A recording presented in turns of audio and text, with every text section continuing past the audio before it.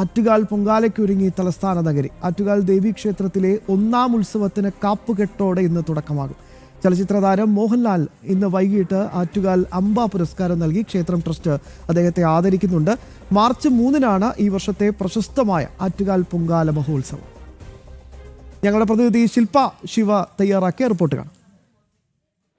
ചരിത്രപ്രസിദ്ധമായ ആറ്റുകാൽ പൊങ്കാല മഹോത്സവത്തിന് ഇന്ന് തുടക്കമാവുകയാണ്. കുംഭമാസത്തിലെ കാർത്തിക നാളിൽ തുടങ്ങി പൂരം നാൾ വരെ നീണ്ടു നിൽക്കുന്നതാണ് ആറ്റുകാല പൊങ്കാല മഹോത്സവം എന്ന് പറയുന്നത്. പൊങ്കാല മഹോത്സവത്തിന്റെ ഭാഗമാകാൻ വേണ്ടി ഭക്തജന ലക്ഷങ്ങളാണ് അനന്തപുരിയുടെ മണ്ണിലേക്ക് എത്തിച്ചേർന്നുകൊണ്ടിരിക്കുന്നത്.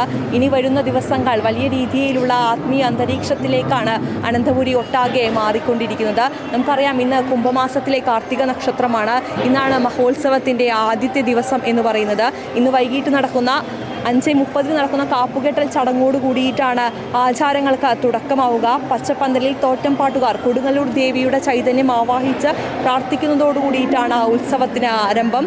ദേവി എത്തുന്ന മുഹൂർത്തം ആഗതമാവുന്നതോടുകൂടി കാപ്പുകെട്ട് ഉത്സവം ആരംഭിക്കും.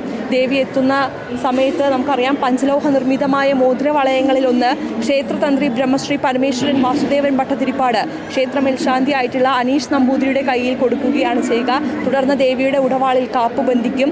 ഒപ്പം കസവടയാട ചാർത്തുകയും ചെയ്യും.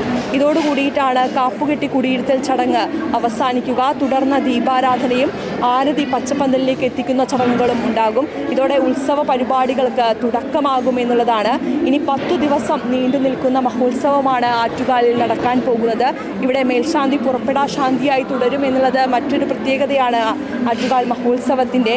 ചിലപ്പതികാരത്തിലെ കണ്ണകിയുടെ കഥയാണ് തോറ്റംപാട്ടിലൂടെ ഇനി വരുന്ന ദിവസങ്ങളിൽ നമുക്ക് ആറ്റുകാലിൻ്റെ മണ്ണിൽ കേൾക്കാൻ സാധിക്കുക. നിരവധി ഭക്തജന ലക്ഷങ്ങളാണ് കേരളത്തിൻ്റെ വിവിധ ഭാഗങ്ങളിൽ നിന്ന് ആറ്റുകാലിൻ്റെ മണ്ണിലേക്ക് ഈ ദിവസങ്ങളിൽ എത്തിച്ചേരുക. ഇന്ന് രാത്രി 8 മണിക്ക് കലാപരിപാടികളുടെ ഉദ്ഘാടനം മോഹൻലാൽ നിർവഹിക്കും. ഒപ്പം തന്നെ അംബ പുരസ്കാരം മോഹൻലാൽ ഏറ്റുവാങ്ങുകയും ചെയ്യും. തുടർന്ന് നന്ദഗോവിന്ദം ഭജൻസിൻ്റെ പ്രോഗ്രാമാണ് ഇവിടെ വേദിയിൽ നടക്കുക. എന്തായാലും ഇനിയുള്ള നാളുകൾ എന്ന് പറയുന്നത് അനന്തപുരിയെ സംബന്ധിച്ചിടത്തോളം ഭക്തി സാന്ദ്രമായിരിക്കും എന്നുള്ളത് തീർച്ചയാണ്.